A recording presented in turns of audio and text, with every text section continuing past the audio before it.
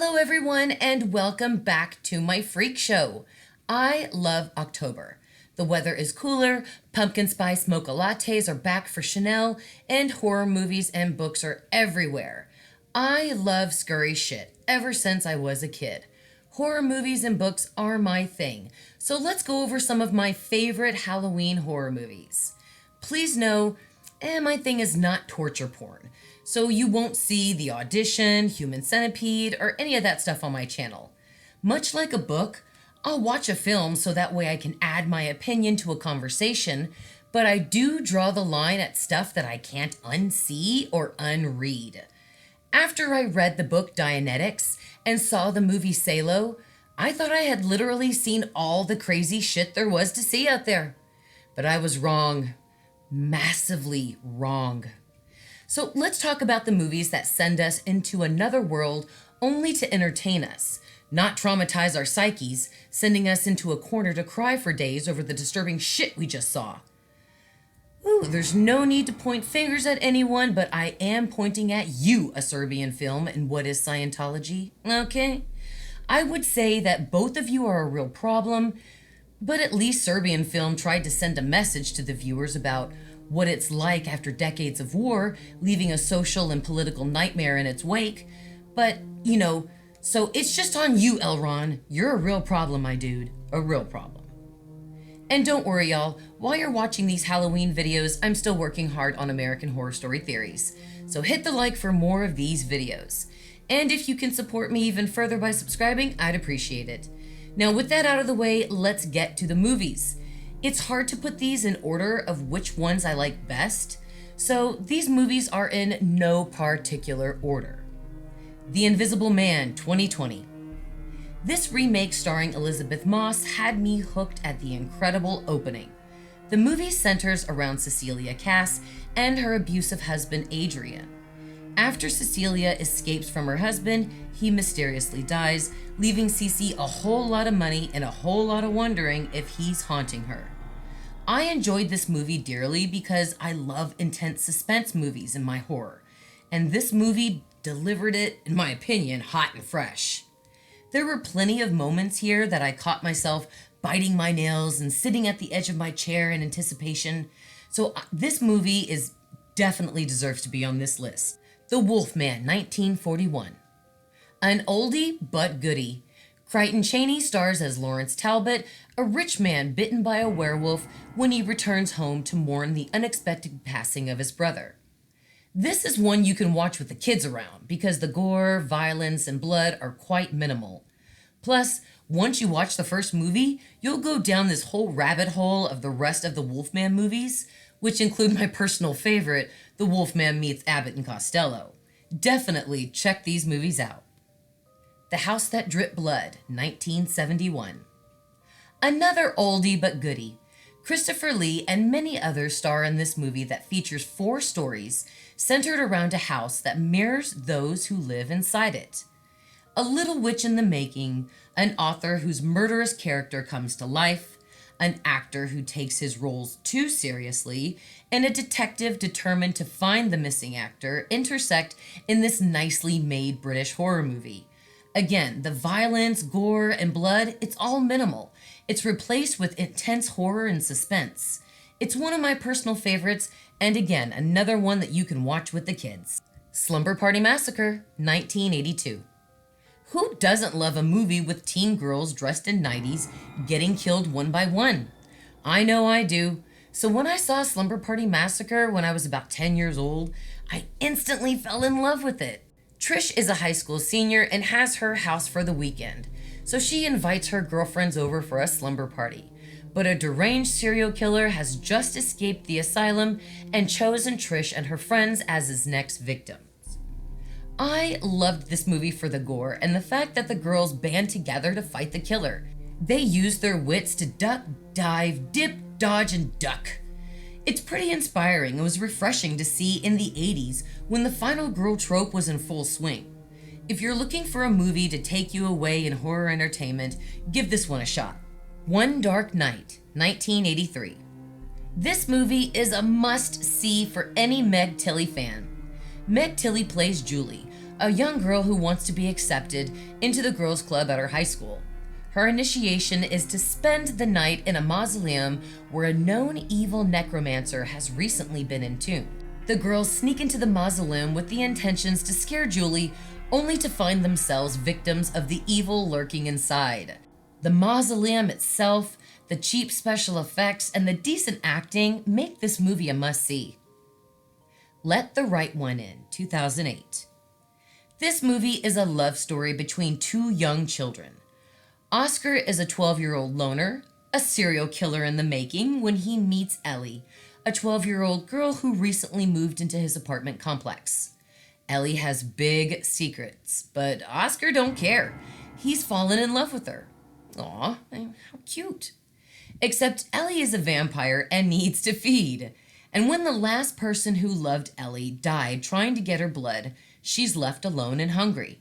And Oscar happily steps in to help her. This unexpected romantic horror story is absolutely worth the watch. Please know it is a Swedish film and the actors don't speak English. But just put the captions on, man. You'll like it. The Witch 2015, or as I like to say, The Vavitch. This one isn't so old as most of the movies on this list. Man, it's good. Anna Taylor-Joy stars as Thomasin, the oldest daughter of an outcast family who unknowingly sets up housekeeping right next door to a witch. Everything feels authentic, even the vernacular used in the movie. So I love to settle down with this movie and immerse myself into the story. The scares are gradual, not in your face or cheap, which is pretty effective, because it's so creepy. It really adds to the dark tone of the film. Just another great horror movie without sex, hard violence, or over-the-top gore that you should check out. Frankenfish, 2004. I'm sure most of you probably never heard of this film. Well, now you have. It's a B-grade movie surrounding a medical examiner and a biologist investigating deaths of a local fisherman in the bayou. Sam grew up in the area and feels comfortable going home to solve the case. Little does she know the fish have been genetically engineered and are now Frankenfish. These Franken bastards are capable of taking down whole boats and houses and decapitating people. This movie was just pure enjoyment the whole way through. If you haven't watched it, I highly recommend it. The Unnamable, 1988. Based on the H.P. Lovecraft short story, this movie follows a group of college students exploring a house near campus with a deadly past. During their visit, they unknowingly open a vault, letting out the Unnamable. Now, I do want to say, guys, if you do decide to watch this movie, don't watch it on VHS, because you will see absolutely nothing. It's best to watch it on DVD or a good quality YouTube channel, because the movie is dark, and I don't mean the storyline. Most of it takes place inside the dark house, and they did not have sufficient lighting. But this is still a great movie and absolutely worth the watch if you find it. The Evil Dead, 1981. Guys, of course no horror movie list would be complete without The Evil Dead. Bruce Campbell stars as Ash Williams, a regular guy who takes his girlfriend, sister, best friend, and his best friend's girlfriend to a cabin in the woods. They find the Necronomicon and release an ancient evil into the forest that wants to kill them one by one. The gore is just too much. The violence is everywhere, and at the end of the movie, the blood is literally running down the walls of this cabin. The movie is perfect. The claymation is awesome at the end, and the premise is simple and easy to follow. I saw this movie as a kid, and it has always stayed with me as one of my favorite horror movies of all time. The Exorcist, 1973. Based on the novel by William Peter Blatty, this movie follows young Regan McNeil, played by a young Linda Blair, who becomes possessed by a demon. Her mother, Chris, played by the marvelous Ellen Burstyn, has to put aside her own beliefs to help her possessed daughter. And with the help of a priest struggling with his own faith, the priest and Chris try to rid the demon from Regan. Now guys, don't watch this movie with kids. It is highly vulgar and scary as fuck. The movie is long, but the ending pays off. And the time that is spent with the characters is worth it, as their fate becomes detrimental to the ending. This is a fine masterpiece of horror. Sleepaway Camp, 1983. Some of the best horror movies were made in the 80s, and this movie was definitely one of them. Felicia Rose plays Angela, a young girl who goes to camp with her cousin Ricky. When dead bodies begin showing up, suspicions are everywhere as the killer is revealed in the most memorable ending in cinematic history. If you haven't watched this one, do yourself a favor and rent it now. Basket Case, 1982. One of my favorite horror movies that my father introduced me to. Basket Case follows the story of Dwayne Bradley and his wicker basket he constantly carries as he arrives in New York City. This is a crazy horror movie about a family that just can't seem to be separated from each other. Dwayne's quest to find himself in New York takes a horrible twist when the basket opens and murdered bodies begin piling up around him. Check out this one and keep your mind open when you watch it. Halloween, 1978. Guys, what Halloween horror movie list wouldn't be complete without it? The OG Michael Myers film is awesome. This movie literally sparked the entire trope of stalking and killing the babysitter. How it all started and the rampage Michael went on is definitely worth watching any day during the month of October. What Lies Beneath, 2000. This movie stars Harrison Ford and Michelle Pfeiffer. It doesn't feel 21 years old because the scares completely aged perfectly. Norman and Claire Spencer are empty nesters since their only child just left for college. What starts out as little things turns into a huge haunting. But it's why the ghost focuses on Claire is a huge reveal that I enjoyed.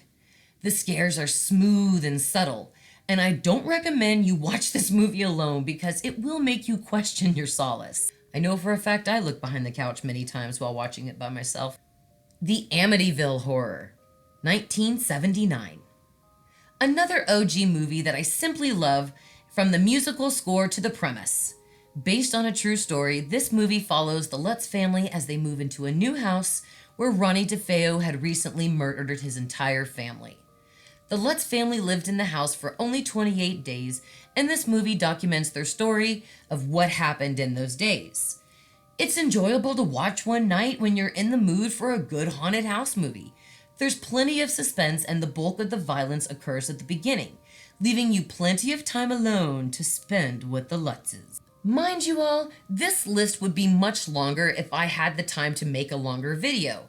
However, these are my first go-to movies for scares. What are your top horror picks? Let me know in the comments. This video is the first in a series of many for October, so come back every Friday for a new horror video. You can also check out the other video that I made last year reviewing Rob Zombie's Halloween 1 and 2 and why they are underrated. They're actually pretty decent movies and I liked them, so check it out if you'd like. And YouTube is actually loving my channel now thanks to all of you, so please continue hitting the like button. Subscribe if you guys want to. Till then, thank you all so much for watching and beware of our girl Sexy Scatfish.